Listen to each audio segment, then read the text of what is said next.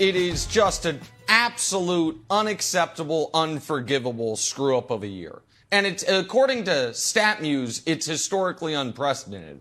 We started doing Vegas finals odds in 1985. Since then, the top two teams preseason odds-wise, every single year, have at least made the playoffs. Until this year with the Lakers, who were the second best odds to make the finals or to win the title, and they're going to miss the playoffs. The best odds are the Nets, and they might end up missing the playoffs as well, but at least they're going to be into the play-in. The whole thing is a total disaster, and everyone involved has to wear it to varying degrees.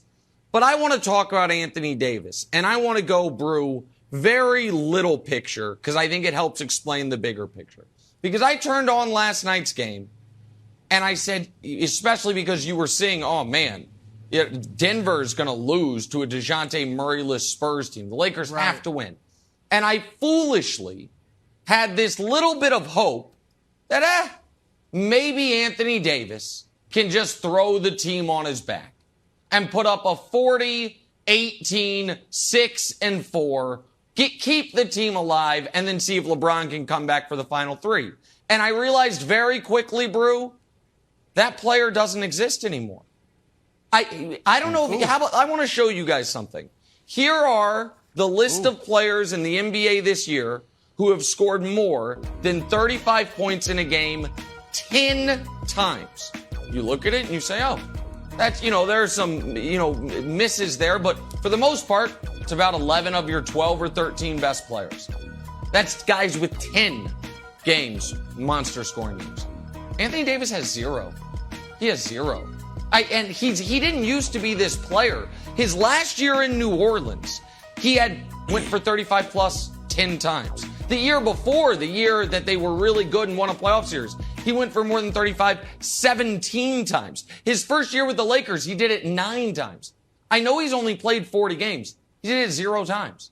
All year long. And if scoring's not your favorite thing, you want to go by game score, Basketball Reference's kind of catch-all metric for a great game. A really good game is a game score of 30. A great game is a game score of 35. Brew, 3 times all year, he had a game score of 30. Embiid's done it close to 30. Like, it was 0 times all year, he had a game score of over 35. I don't know what's happened, but I do know this. It's not just injuries. It's not like, well, when Anthony Davis was out there, they were awesome. He played 40 games. That's right. And last night was another one. It's like, okay, he was fine. So that's kind of the small picture. That's a bigger picture for the Lakers. What's happened to Anthony Davis? No, that's well said, Nick, because I would imagine you felt the same way. Once they won that championship in the bubble, I thought AD was going to go to another level. Because that's happened with players before. You get the monkey off your back. Now I don't have the pressure of winning the championship. I've done that. And you ascend. And that was the plan, right? He would ascend. LeBron would become the second guy, and they'd still be able to compete for titles. But he has gone the other way. And what it tells me is that he was content. He was fine with winning that championship, being a top 75 player, being a future Hall of Famer, the monkey's off his back. And he's complacent. All right, so that's true. You have said, and others have said and written, this was the worst season in Lakers history. And that is true. This is an incredibly successful franchise. And I don't mean just since Showtime. Those that people might be watching Winning Time on HBO Max and all that with Jerry West. Jerry West got them to the finals like every year. Okay, I know he only won 1. Yeah. He lost his first 7. Went to 9. But that's a great franchise. Yes, you're going to the finals every year. So this is the worst season in franchise history. But my first 2 thoughts that came to mind was when they missed the playoffs or the play-in. At this point, obviously, not shocking. Anthony Davis has a point to some degree about the health because would they win a championship if healthy? No. But would they be in the playoffs? I think we all agree, yeah, they'd be in the playoffs if they were healthy. But here's the thing. Number one, I thought back to my first thought when the rumblings began, the reports that they were interested in Russell Westbrook. I thought it was a joke. I thought it was fake news. I paid it no mind. All right? And then once it became true, Then I tried to justify it. Okay, I think a lot of people did. Okay, you tried to give LeBron the benefit of the doubt. But every basketball instinct in my being was like, there's no way. This can't work. And obviously, that was the case. So that's the first thing. Second thing I thought, Wilds, LeBron, and I say this as a guy that likes LeBron, not only as a player, but as a person. Remain humble. Be humble. It's when you're at your best. Let your game do your talking. Because whenever LeBron gets braggadocious, whenever LeBron gets bombastic, it doesn't work. We remember not 1, not 2, not 3. They won 2, which is good, but they lost 2. He said 7 or 8 or whatever it was going to be, right? Too much. Yeah. Don't do that, LeBron. First year in LA, Wilds, I'm going into playoff mode. It's activated. They go 3-12 and miss the playoffs. All right, and LeBron shuts it down. All right, and then, of course, the keep that same energy tweet. So LeBron, conversely, when he goes back to Cleveland the second time, right? I'm not promising a championship, he wrote in Sports Illustrated. It's going to be a long process. He's in the finals of first year, championship second year. That's the LeBron that needs to be going forward. Humble, let your game do the talking, Wilds. I like that. That's fantastic. Great job. So I think there's an element of hubris to the entire Lakers organization, Broussard. And I want to be an optimistic guy. But optimism every morning wakes up with BS and it's like, hey, we got to stay on different sides of the fence. And BS is like, yeah, okay, I'll be over here. And optimism is like over here.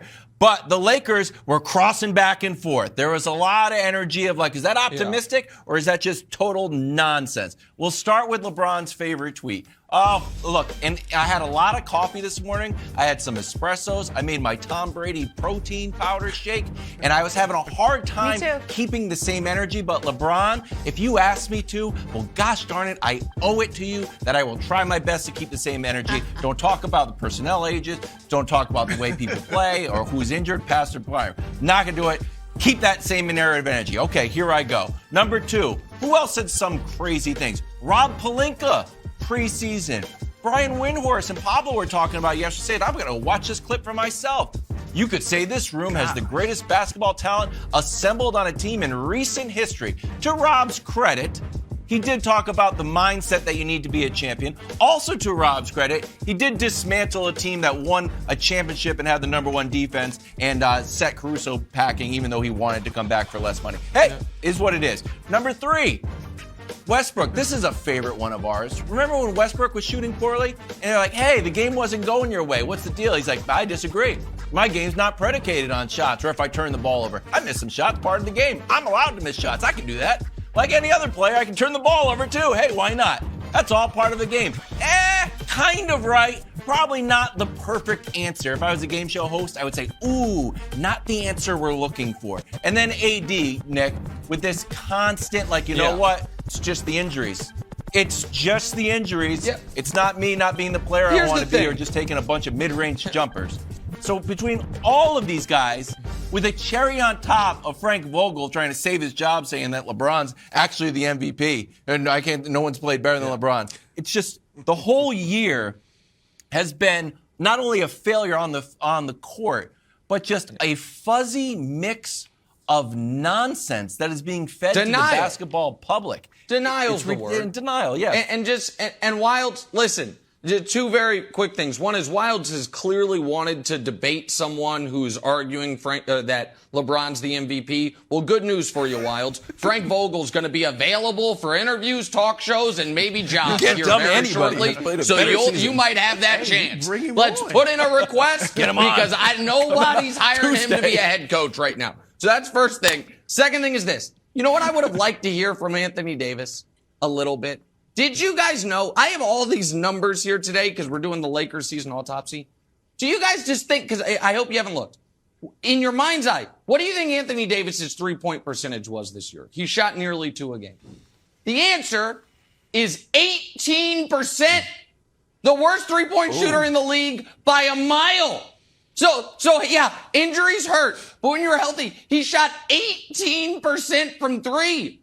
Thanks for watching. Subscribe here to get the latest from the show. Also, be sure to check out more of the best clips from First Things First, or go watch a few segments from our other shows on FS1.